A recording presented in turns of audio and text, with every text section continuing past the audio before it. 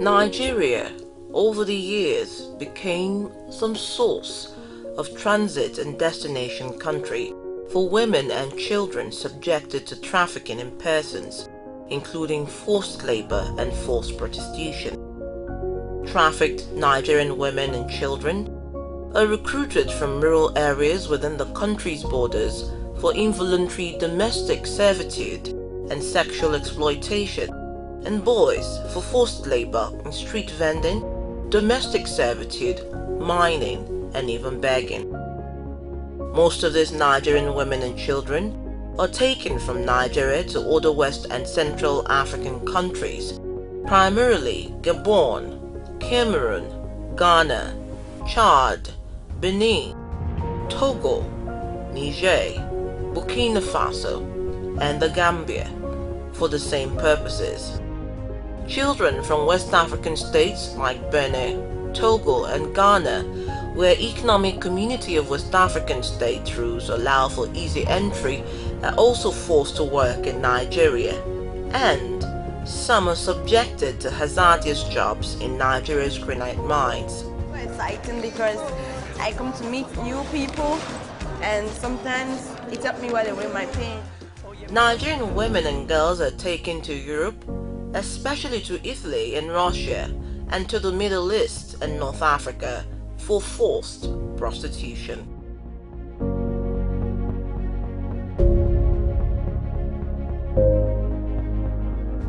Irregular migration leads to trafficking. It leads to human trafficking, it leads to drug trafficking, it leads to arms trafficking. Because these are immigrants that are vulnerable by virtue of their status. Due to this, the United States State Department's Office to Monitor and Combat Trafficking in Persons placed the Nigerian government in Tier 2 watch list in 2017. Nigerian gangs have sent thousands of women into the sex market within Italy, Spain, and the Netherlands. Italy has the largest population of Nigerians victimized to human trafficking. Studies and cases have found that as many as 10,000 Nigerian prostitutes in Italy subjected to human trafficking of the Nigerian women began to occur in the 1980s because of the demand for low-skilled labor in agriculture and service. It is estimated that roughly 15 million Nigerians live abroad to seek education, jobs, and better lives than the ones they have in Nigeria. A popular reason to migrate for Nigeria is to help bring their families out of extreme poverty by getting employment abroad and sending home money. I'm going to Europe, so look for something, work and get some money, I become a good citizenship there so that I can be able to rescue my family, because in Nigeria the economy is not really helping us at all.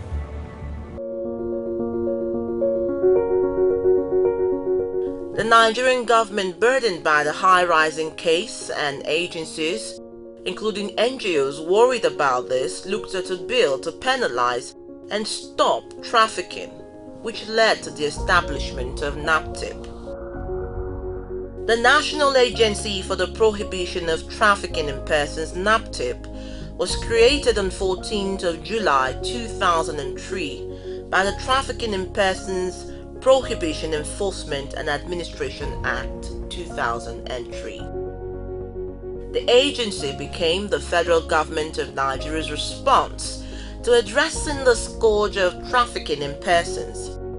It is a fulfillment of the country's international obligation under the Trafficking in Persons Protocol to prevent, suppress, and punish trafficking in persons, especially women and children, supplementing the United Nations Transnational Organized Crime Convention, UNTOC.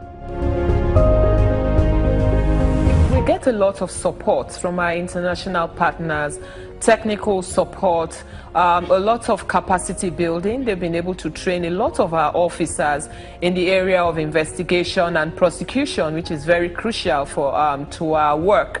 We've also gotten quite a bit of operational vehicles from some of these international partners.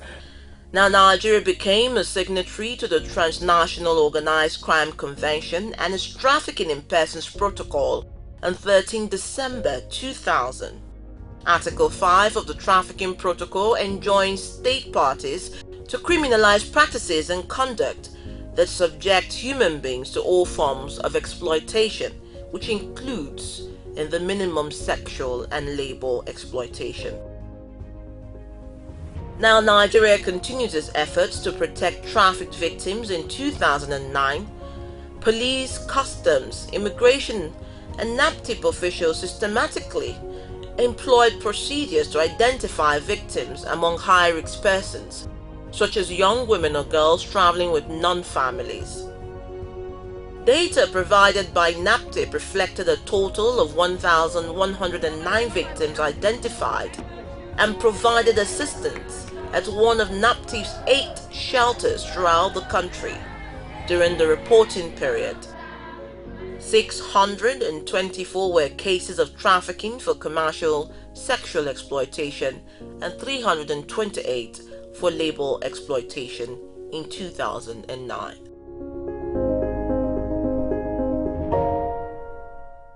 Whilst you're inside this shelter, you're meant to be kept safe and secure from any kind of abuse. Various government agencies referred trafficking victims to NAPTIP for sheltering and other protective services. Now, shelter staff assessed the needs of victims upon arrival and provided food, clothing, shelter, recreation activities, and instruction on various skills, including vocational training, psychological counseling, which was provided to only the most severe cases. While at NAPTIP's shelter, the received vocational training assistance provided by government funding was given. NAPTIP estimated the government's 2009 spending on the shelter facilities to be over $666,000. Take it close. The 2003 Trafficking in Persons Law Enforcement and Administration Act provides for treatment, protection, and non-discriminatory practices for victims. The law specified no trafficking victim could be detained for any offense committed as a result of being trafficked. During the reporting period, the government took steps to relocate victims' quarters a considerable distance from detention areas for trafficking offenders, greatly reducing the possibility traffickers could exert undue influence over their victims. Victims were allowed to stay in government shelters for 6 weeks. If a longer time period was needed, civil society partner agencies were contacted to take in the victim. Officials encouraged victims to assist with the investigation and prosecution of traffickers, and victims served as witnesses in all of NAPTIP's successful cases. Victims could theoretically seek redress through civil suits against traffickers or claim funds from a victims' trust fund set up in 2009, through which assets confiscated from traffickers are transferred to victims. The trust fund committee is chaired by the Minister of Justice and meets 4 times per year. The government provided a limited legal alternative to the removal of foreign victims to countries where they face hardship or retribution, short-term residency that cannot be extended. The functions of the agency are constructively designated for NAPTIP, and some of those functions include: 1. To enforce and administer the provisions of this Act, coordinate and enforce all other laws on trafficking in persons and related offences. 2. Adopt effective measures for the prevention and eradication of trafficking in persons and related offences. 3. Establish coordinated, preventive, regulatory, and investigatory machinery geared towards the eradication of trafficking in persons. 4. Investigate all cases of trafficking in persons, including forced labor, child labor, forced prostitution, exploitative labor, and other forms of exploitation, slavery, and slavery-like activities. Bonded labor, removal of organs, illegal smuggling of migrants, sale and purchase of persons were also amongst these. 5. Encourage and facilitate the availability and participation of persons who are involuntarily consent to assist in the investigation or proceedings relating to trafficking in persons and related offenses. 6. Enhance the effectiveness of law enforcement agents and other partners in the suppression of trafficking in persons, create public enlightenment and awareness through seminars, workshops, publications, radio and television programs, and other means aimed at educating the public on the dangers of trafficking in persons, amongst other many functions. Going forward, NAPTIP intensified its drive to end human trafficking year after year. Coming into its 15th year in 2018, the drive became an intentional, proactive, determined drive like never seen before. This was seen under the mandate of its current Director General, Dame Barrister Julie Okadonli. When they give us evidence about the criminal gangs that are Nigerian citizens, we prosecute them and we convict them. Barrister Julie Okadonli assumed office as the Director General of NAPTIP at the headquarters of the agency, Abuja. Barrister Okadonli, on Thursday, April 13, 2017, was appointed by President Muhammadu Buhari. The DG has said that Nigeria will return to the Tier 1 status on the United States of America's rating of countries' compliance with the minimum standards in the fight against human trafficking. Nigeria, which is now on Tier 2, lost her Tier 1 position in 2012 based on the number of issues, including the insurgency in the country, as well as the non-compliance by some state actors and proper supervision of various sites where children were found as workers. The NAPTIP boss said that returning Nigeria to its enviable Tier 1 position remains top on her agenda in the agency. The main objective, and we are very focused on that objective, is to get these Nigerian citizens back home as quickly as possible.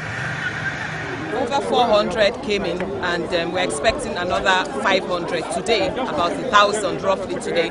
But it's a continuous exercise, and we're going to be bringing more and more and more. She immediately swung into action, determined to relieve Nigeria out of its worrying profiling, as she commenced preparation and rescued thousands of stranded Nigerian youths, mostly girls, who are currently in some of the neighboring West African countries, in line with his mandate to protect the nation. I am very happy we have this forum, so I wanted to have the opportunity to talk to every one of us. So that she commenced series of interface with key stakeholders and other partners in this regard, and proceeded to the affected countries for the identification and profiling of the victims, which led to series of evacuation. The Libyan government has made it clear that they share the same values, and what we went there and we saw, they gave us full cooperation, to be very, very fair to them. The President of Libya received us, the Minister of Foreign Affairs, the Minister of Justice, they gave us full access to the camps.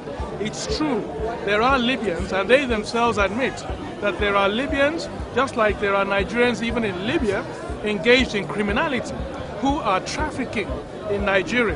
There's a rehabilitation program already going on for them. So as soon as these returnees arrive, we have to counsel them. After counseling, we rehabilitate them through skill acquisition, jobs, and small loans for businesses. So they are all going to be settled. She has spoken at several high-level summits, enlightening and sensitizing the public. One of such was a summit of the Bayelsa State Traditional Rulers' Wives Association, which took place at the Honey Hills Hotels and Resorts, Yanagua, Bayelsa State. It would be recalled that NAPTIP has been a principal actor in the ongoing evacuation of stranded Nigerians from the North African country of Libya, in which hundreds of victims of human trafficking and irregular migration incarcerated in various detention camps in Tripoli were brought back home to Nigeria. I actually traveled to Libya just to kind of to assist my family, but unfortunately it was that the way I expected it to be, it wasn't so, because due to my experience over there, Libya is not a place that I will advise any Nigeria person or someone around me, even my enemy, to even go there. As in, I wasted money. As in, if I use that money to start, I use that money, I open my own shop in Nigeria. I know how many guests that will be learning work, man, and I know how much I would have my own account. I just go into Libya and waste my strength and waste everything, my life, everything.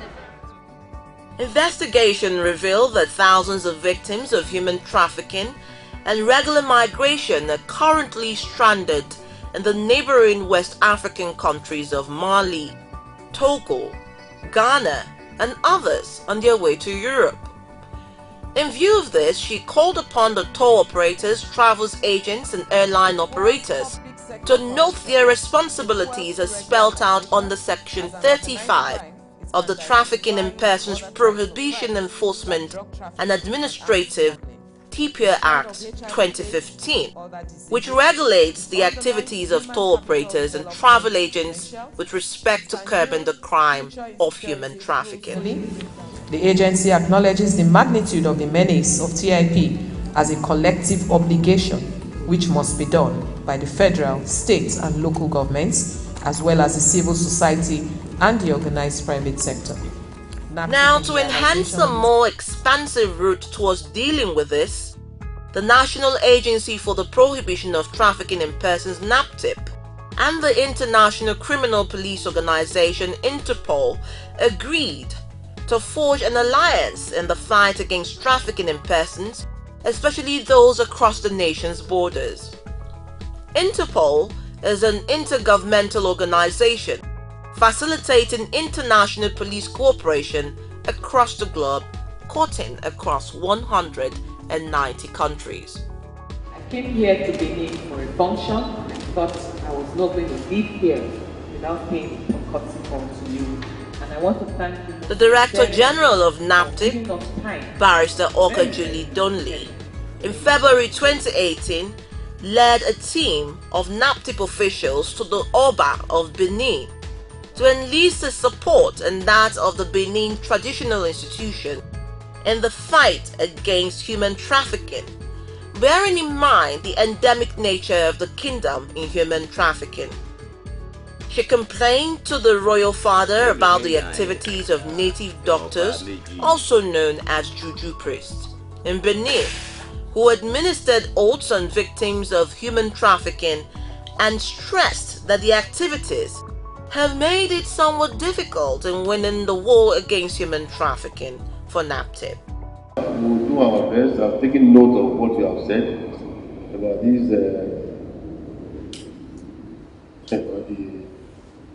the native doctors you were talking about. We heard all this as well when I was in Italy, how they make them swear and all that. We are all aware, we are familiar with that story. But be rest assured that we will do our best to discourage these people from this unacceptable behavior. She therefore urged and pleaded with the Oba to join NAPTIP in his renewed efforts at stopping the juju priest in Benin from further administering oaths on victims of human trafficking that are brought to them by criminal elements. Now, in his response, His Majesty will frown at the activities of the native doctors and the juju priests in the trafficking chain, assured the palace and its members that they will call them to order. And in that regard, sir, Your Majesty, we want to help us to gather them together, take them to give our girls to if the madams go to them to administer oath, they should please call NAPTIP so we can rescue things. That would be a very, very big achievement in stopping this from happening. We also seek your support, Your Royal Majesty. Making real his recent promise to the Director General of NAPTIP, Barrister Julie Okadonli, His Majesty Omomba Nedo Uku Apolokolo, Oba Ewurare, the second Ogedegan, Oba of Benin Kingdom, met with all native doctors in Benin at his palace and got them to revoke all the oaths they had earlier administered on victims of human trafficking. He also placed curses on any of them or their cronies that will again get involved in the administration of oath on prospective victims of human trafficking.